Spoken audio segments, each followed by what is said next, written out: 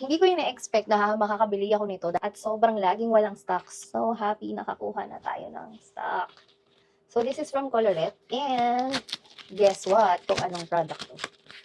Ooh, ang ultimate na note ni Miss Nina. This is the Colorette Third Base.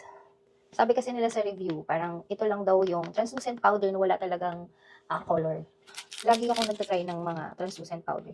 Nawala na nga ako ng hope. Kahit fair skin kasi ako, ayoko nung may parang puti-puti. Di sana nag-ano na lang ako, baby powder. So, I'm so happy na naabutan kong may stock to si Third Base para matry. When you buy Third Base, ito yung matatanggap mo. So, let's open this up. Ooh!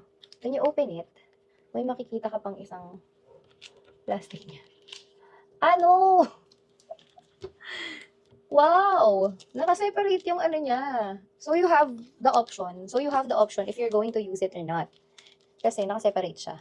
Ang galing! Wow! This is so cool. Third Base. Ganda! Sige, ako walang setting powder ngayon eh. Kasi nga.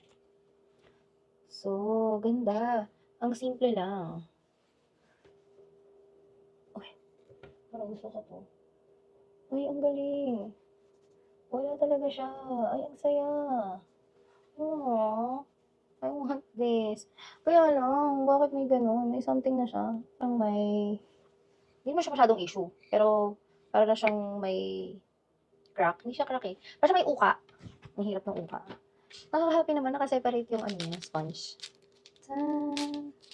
Napaka-hygienic nun. Kasi lalo na kung hindi mo naman gagamitin.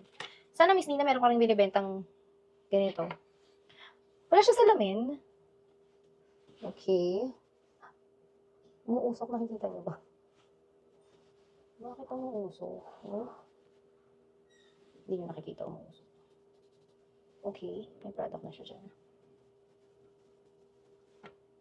Ay, oo nga. Sino magsasabi? Oh. Sino magsasabing may powder ka? Naging blurred lang yun. Tama ba yung term ko? Naging blurred? Naging blurred eh. Naging blurred yung... Uy, ang sayo. Ayan. Ay, I love. I love na agad this Third Base. Parang bibili na ako, baka maubusan pa. Tapos hindi pa siya ganun kamahal.